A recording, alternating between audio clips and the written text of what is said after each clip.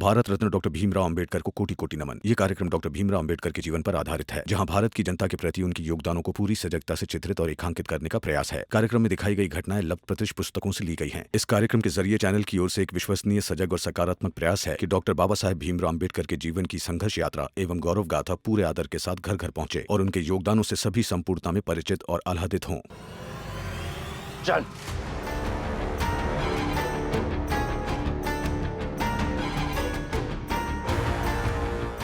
ये भीम का पुतला बाहर फेंक दे, क्योंकि मेरे घर के अंदर ये भीमराव का पुतला नहीं जाएगा। जाएंगे ये, नहीं तो इनके बिना मैं घर के अंदर नहीं जाऊंगी। भीम का पुतला बहुत बड़ी चीज है मेरे लिए, श्रद्धा है मेरी इन पे, ऐसे नहीं फेंक सकती मैं। अच्छा, फिर इतनी लाठी मारूंगा कि तेरी सारी हड्डियां तोड़ दूंगा, फिर तेरा हाथ कुछ भी पकड़ने लायक नहीं बचेगा, तब तो फेंका जाएगा ना पुतला। अच्छा, तो तू नहीं मानेगी मेरी बात, फिर मेरी लाठी मनवाएगी तुझसे बात। ऐसे भी तेरा पति इस इलाके का सबसे बड़ा लट्ठे थे। तू यही रुक। मानेगी कि नहीं? नहीं मानेगी तू मेरी बात? ये ले।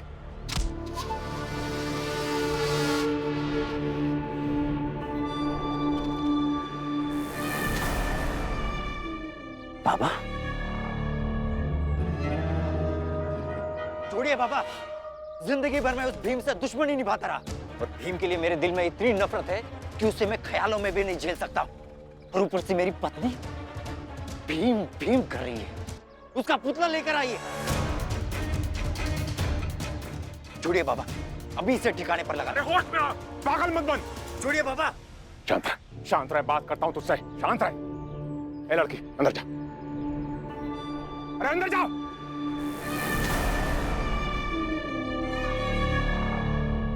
छोड़िए लाठी। धरा। ये क्या करने जा रहा था तू? अरे हर समस्या का लाठी नहीं होती है, और भी तरीके हैं दुनिया में समस्या हल करने के। देख, लड़की का बाप यहां तक नहीं आया, इसका मतलब है वो लड़की से अपना रिश्ता तोड़कर भाग गया। आई बात समझ में? वो छोटे लोग जल के मर गए होते ना, तो किस्सा ही खत्म हो गया होता। पर अभी भीम की धमकी को गंभीरता से ले, ऐसा कोई काम मत कर जो सबूत बन जाए। अरे बेवकूफ, अगर तू लाठी से उसकी हड्डियां तोड़ता तो सबूत नहीं बनता। तो फिर क्या करूं बाबा मैं? बताता हूं, पहले शांत रह।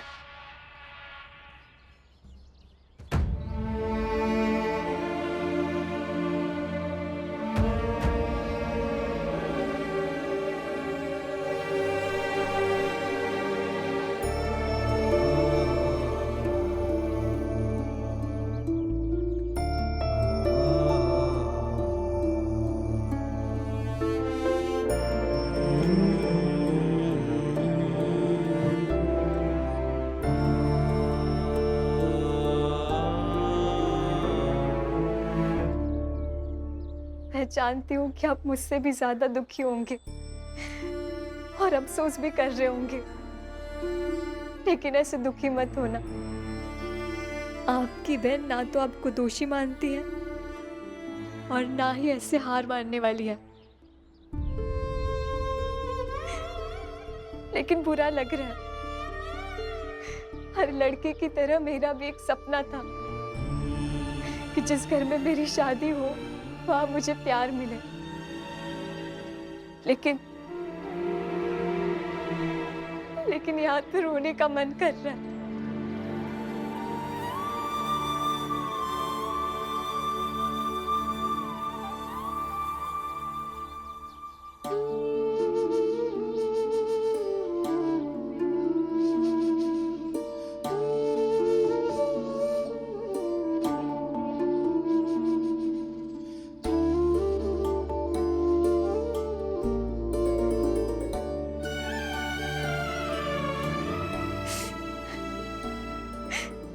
लेकिन आपके सामने नहीं रोऊंगी। एक भाई के सामने बहन कभी रो सकती है भला?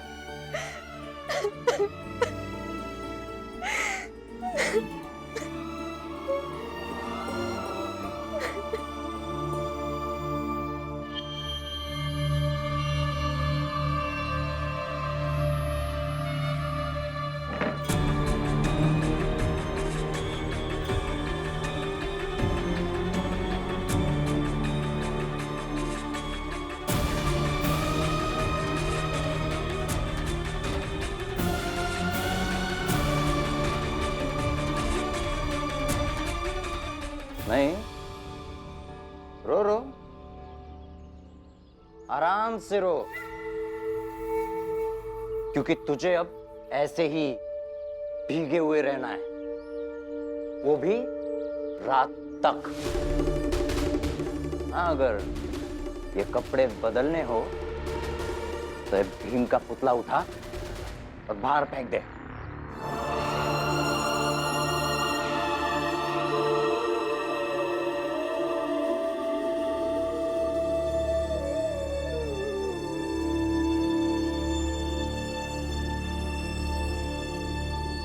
मिठाई नहीं लाया भीमराव? है? खिलाओ खिलाओ, मिठाई खिलाओ। आखिर तुम्हारी बहन की शादी हो गई है ना?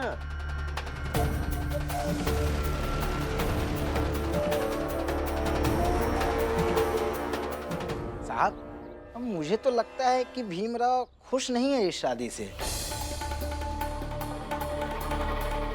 क्यों भीमराव, मैं सही बोल रहा हूँ ना?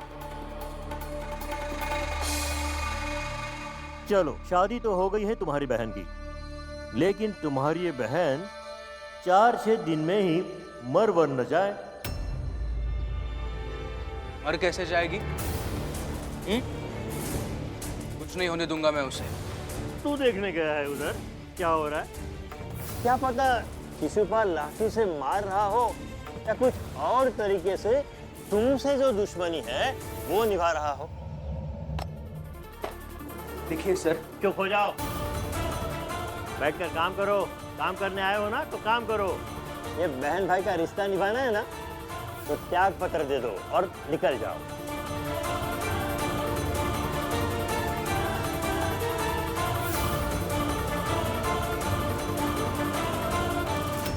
बेचारा भीमराव। वैसे बहुत अच्छी जगह किस्मत फंसी है भीम की। बेचारा दुश्मन के घर बहन, अब करे तो क्या करे।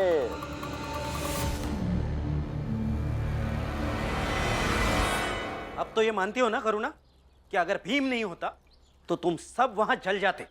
ऐसा होता तो ऐसा होता, क्या मतलब है इसका?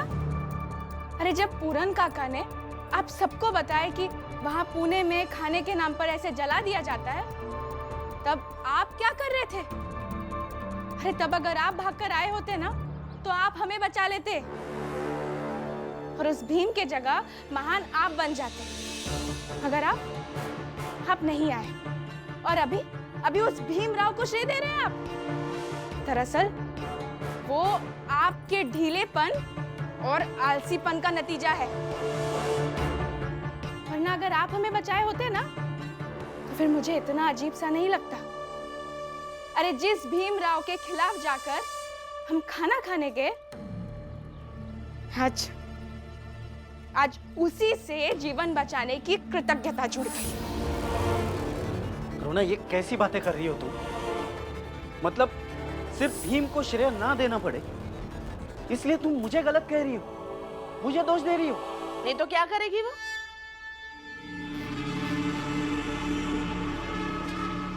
हाँ, यही तो होता आ रहा है। ऐसा कोई काम नहीं जो भीम करता हो और तुम ना कर सकते। अरे तुम क्या आनंद ना कर सकता? लेकिन नहीं, सब उस भीम को ही कहते हैं और भीम भी वो काम करके सारा श्रेय ले लेता है। इस घर का सबसे छोटा भाई होकर सबसे बड़ा बना पड़ा है और बाकी सब भी उस भीम की ही जय जय में लगे। सुना आपने? सुना ना? वो सब कुछ आप कर सकते हैं जो वो भीमराव कर सकता है। तो भीम की तरफदारी करने के बजाय वो सब कुछ आप करिए और महान बनिए। अरे घर में सबसे बड़े हैं आप, तो सब चीज में बड़े बनिए।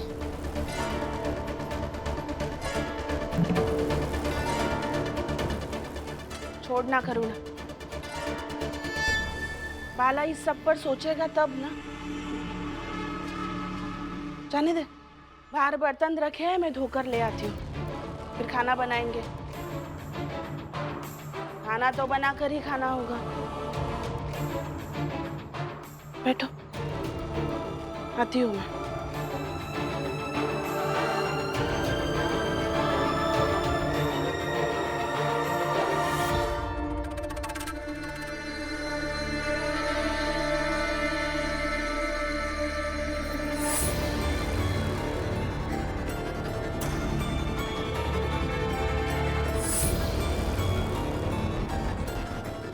सोचे रहे कि हुआ लड्डू खाए को मिलेगा, लेकिन ये भीमराव की दुश्मनी के चलते हुआ वो लोग जलामे की पूरी व्यवस्था कर रखे थे हम लोगों के। बिल्कुल सही कहा जोगू को, ये सब भीमराव के कारण हुआ। फुलिया गई है बाजार सब्जी लामे खातिर, अब आएगी तो कहेंगे कि हम लोगन के लाने बनाए दे खाने।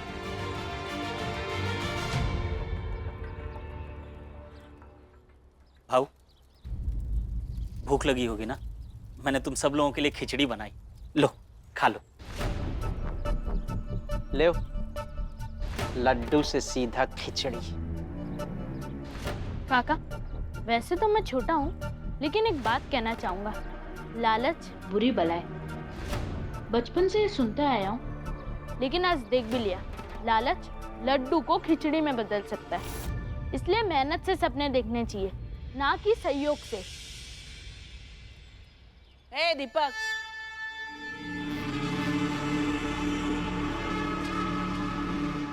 छोटा है ना, कम बोला कर, बड़ों को ज्ञान मत दे। जीजा भाई, अब जब बड़े बेवकूफी करेंगे तो ज्ञान तो बच्चों को ही देना पड़ेगा ना। सही तो कह रहा है दीपक। मैंने तुझे इससे पहले भी कहा है, ढंग में रहा कर शोभा। जीजा भाई, ढंग वंग बीच में मत लाओ, क्योंकि मैं तुम्हारी तरह नहीं हूँ जो हर बार लड़ूं। ना लड़ूंगी तो क्या करेगी तू बता? ए, यहाँ देख, बोलना, क्या करेगी तू? बोलना।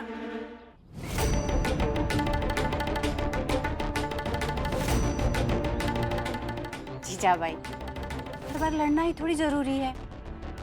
कई बार प्यार से भी तो रहा जा सकता है ना। और मैं तुम्हारी तरह तो हूं नहीं, मगर ये बात तुम समझो तब ना।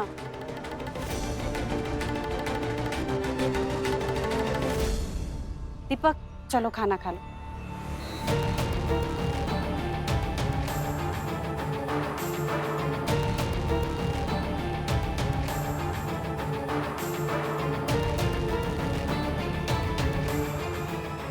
लो भाऊ, खा लो।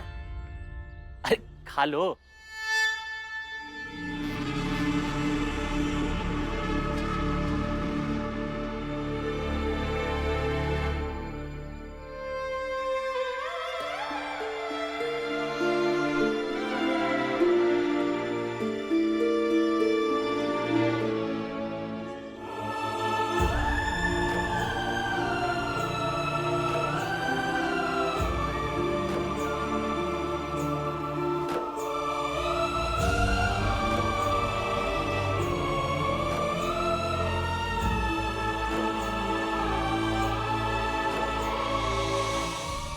रमा,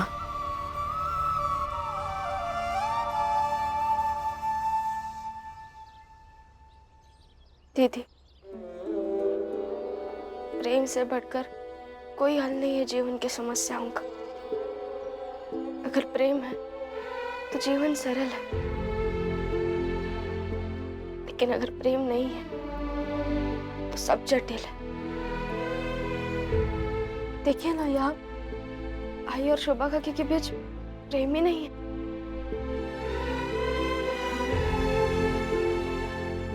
वहाँ ऑफिस में मालिक और सहकर्मी के बीच प्रेम नहीं है। श्यामला दीदी ससुराल गई है, वहाँ भी प्रेम नहीं है। करुणा दीदी को हमसे प्रेम नहीं है। ऊंचे लोगों को छोटे लोगों से प्रेम नहीं है। छोटे लोगों के झोंकू जनार्दन काका जैसों को अपनी ही जात के भीमराव और रमा से प्रेम नहीं है। और यही प्रेम की कमी आंसू देते, चिंता देते, दुखी करते। मगर रमा, ये संभव भी तो नहीं है कि हर कोई हर किसी से प्रेम करे। सर, दो व्यक्ति के बीच का हर दंभ मिट जाना चाहिए, श्रेष्ठता बोध खत्म हो जाना चाहिए, महत्वाकांक्षाएं समाप्त हो जानी चाहिए, तभी हम सब प्रेम से रह पाएंगे। ये अचानक भीम क्या बोलने लगा? पता नहीं सर। और इंसान फसलों के साथ साथ अगर प्रेम की खेती करना शुरू नहीं करेगा ना, तो आने वाला भविष्य हम सब के लिए बहुत ही पीड़ादायक होगा। और एक दूसरे को प्रेम का मलहम लगाने के बजाय अगर जख्म देते रहेंगे तो कोई भी शांति से नहीं रह पाएगा, हर कोई तड़पेगा। आपके और मेरे बीच जो गुस्सा है वो भीम के प्रति मन में पल रहा प्रतिशोध है। उठिए और प्रेम की तलवार से काट दीजिए सबको। और दिल में सिर्फ प्रेम रखेंगे तो पत्नी भी अपराधी नहीं लगेगी, और ना ही भीमराव आपको आपका दुश्मन लगेगा। और एक ना एक दिन हम सबको प्रेम की तरफ ही लौटना होगा।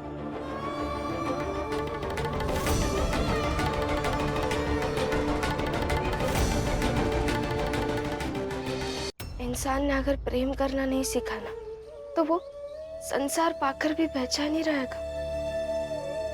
और यकीन कीजिए सर, जिस दिन हम सब एक साथ प्रेम से रहने लगेंगे, हम सब प्रेम से भर जाएंगे, उस दिन हमारे आसपास खुशियां तैरती रहेंगी। जिसे कम पड़ेंगी हम खुशियां उठा कर दे देंगे।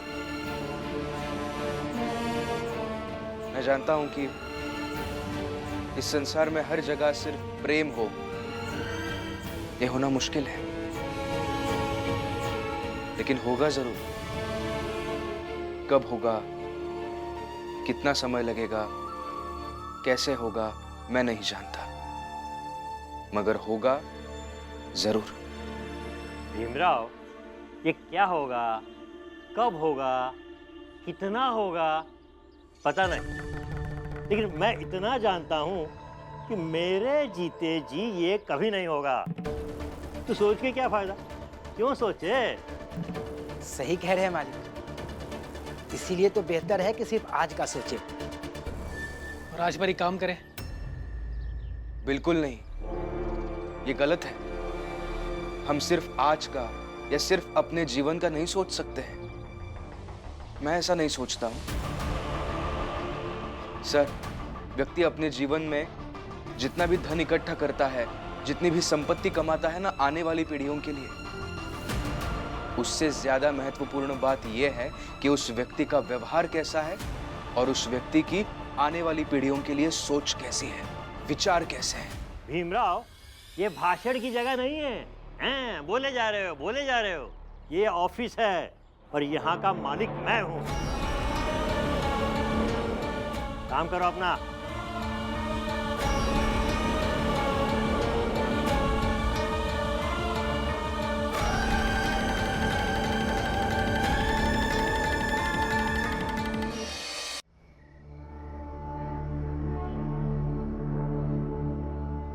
पर ये श्यामला कैसी है अभी? अभी वैसी ही वो बैठी है, खड़ी होगी उस भीम के पुतले के पास और रो रही होगी। अच्छा है, रोने दो उसे।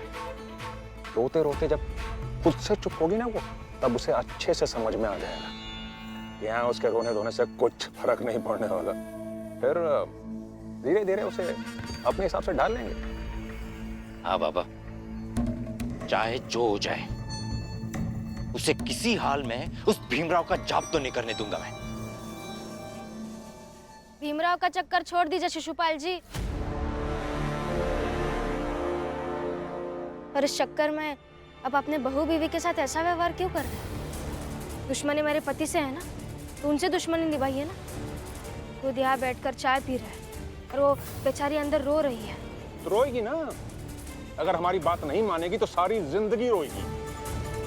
और अभी तो बस रो रही है, आज से भूखी प्यासी भी रहेगी तब तक, जब तक कि उसके सर से तेरे पति भीमराव का भूत उतर नहीं जाता। और इस बार श्यामला का भाई नहीं आया उसे बचाने कि तू आ गई?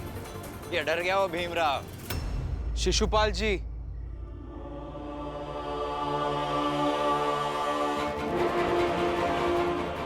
बहन अत्याचार सहती रहे तो कोई भी भाई शांति से नहीं रह सकता।